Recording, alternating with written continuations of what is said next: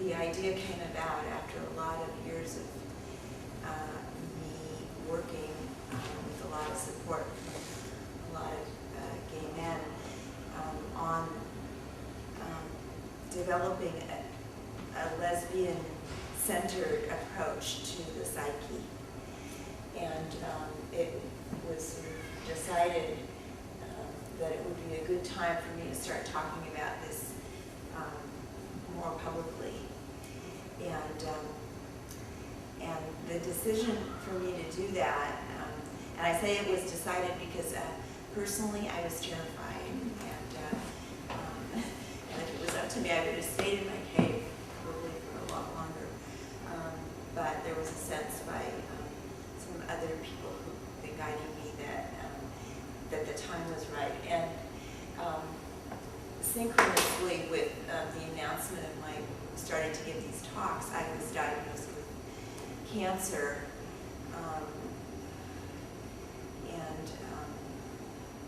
So at the same time that I was getting ready to put out in the world these ideas and experiences related to lesbian psyche from a lesbian-centered point of view, there was this huge call from psyche for me to get more into my body in a kind of terrible way, but I've been struggling with that now for 6 months. 6 months that's been going on. So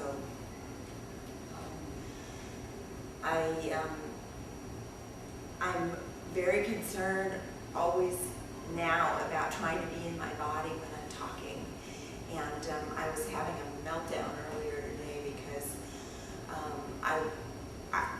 last time I gave the talk, I had come from 5 weeks of daily radiation. And so I actually had no energy for defenses. Like all I could do was speak from the core of my body. And it was a huge relief and felt actually really good to me to be able to show up like that. And it was new. And I noticed that as soon as I started to have a little more energy, that all that energy headed towards my defensive operations, and there they were all over again, floored and fully functioning. And one of my biggest defenses has to do with thinking and to stay out of my body, and a real grandiosity about knowing everything, arising out of a pretty terrible inferiority having to do with serious early childhood trauma that I've been working to feel more and more through my felt experience of my body and the cancer. So my challenge here today, one of many, is to try to be humble, which doesn't come easily to my kids, my grandkids, and to try to stay with my body and the experience of my body as I'm trying to talk about this very exciting topic. And that's a challenge for me, and I would really like to invite all of you to kind of stay with your own feltness, and if you notice me spinning out or seeming very heady or disembodied, I would greatly appreciate any kind of feedback about whatever's going on with you about that.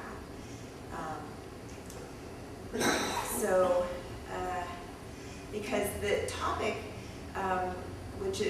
this is the third of a three-part series, starting with the earliest mommy-baby relationship between the lesbian child and the mother, and amplifying what that's supposed to look like when it goes well, and what it can often look like when it goes badly, and sort of culminating in this stage of development, what would be referred to in Freudian or psychoanalytic psychology as the Oedipal stage or the genital stage of development. And everything that comes before it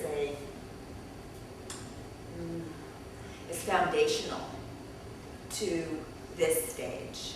And so I'm going to talk about why that's so and how that's so.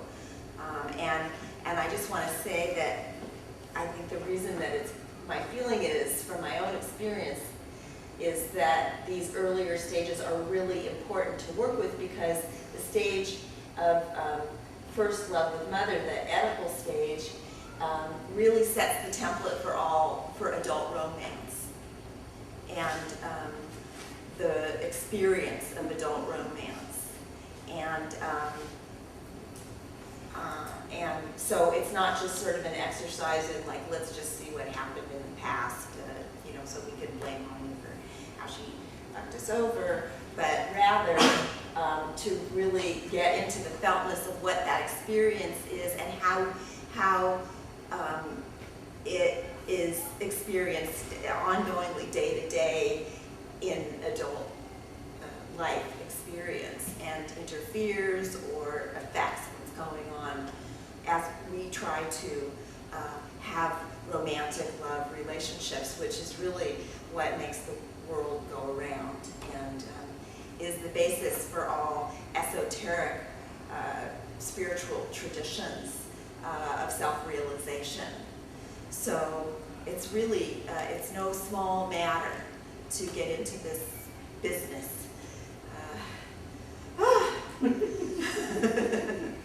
I just had this image of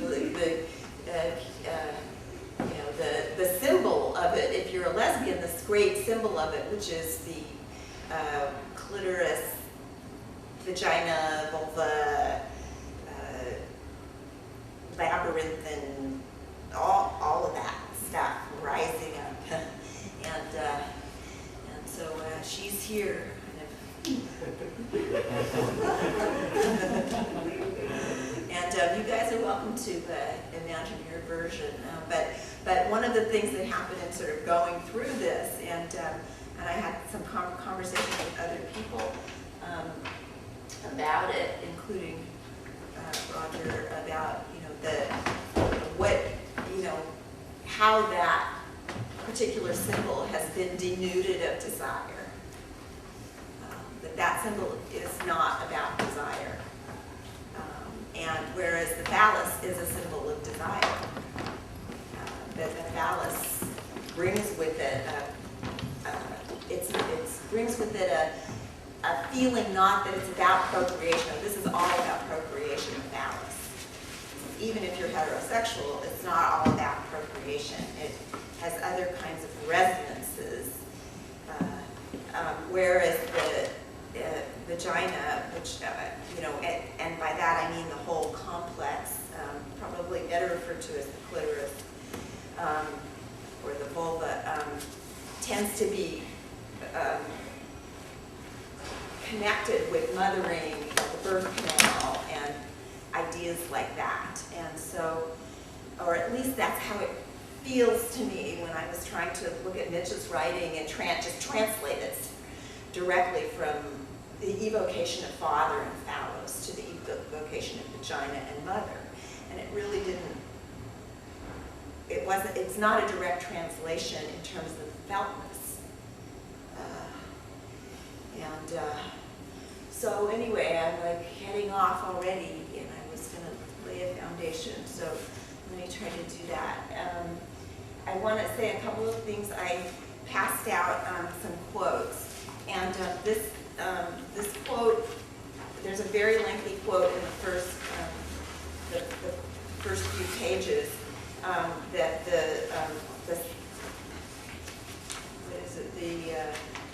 attribution is missing.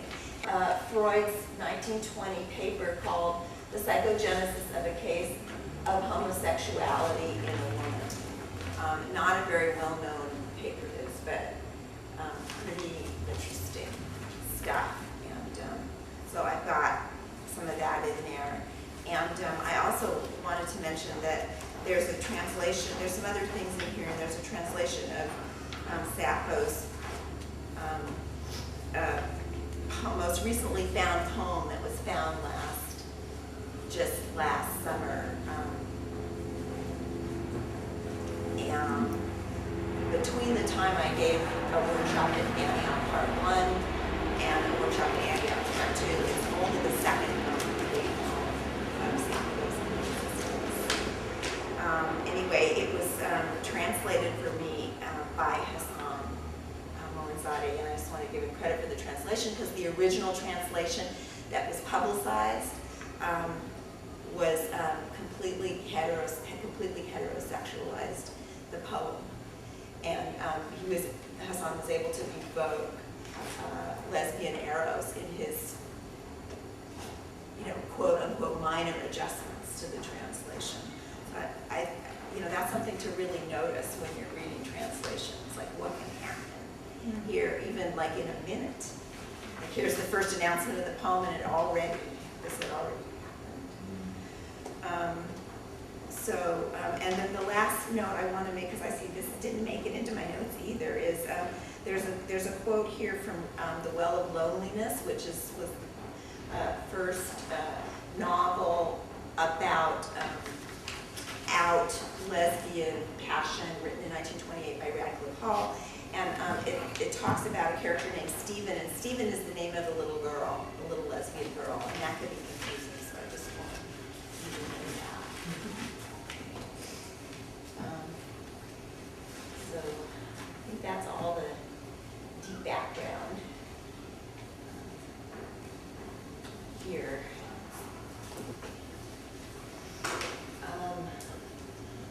So I want to do a little review of some of the basic ideas that I've been talking about over the last few months. And I always struggle with like, oh, you shouldn't repeat yourself, but I feel strongly this material bears repeating, since saying it once, brought me a death sentence. So I think, like, say it as many times as you can, Speak up, girl. So I'm going to repeat myself here, but maybe not. Maybe something new will come out. Probably so, if I stay with my body.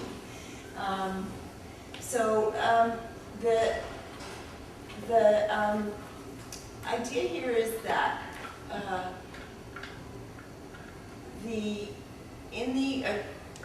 there's like 3 phases of development, early childhood development between birth and age 5 or 6 that I've sort of parsed out from the standpoint of the lesbian little girl. And the first one is from, maybe we might even say from in the womb, but certainly from birth on,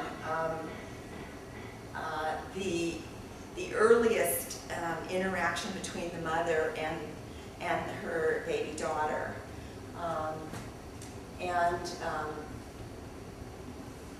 the need for the baby to have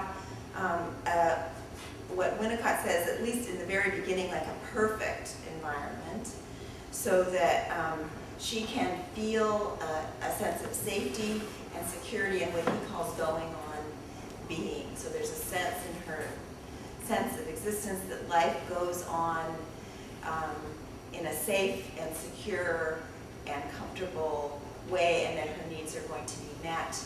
And that's not something she has to worry about initially.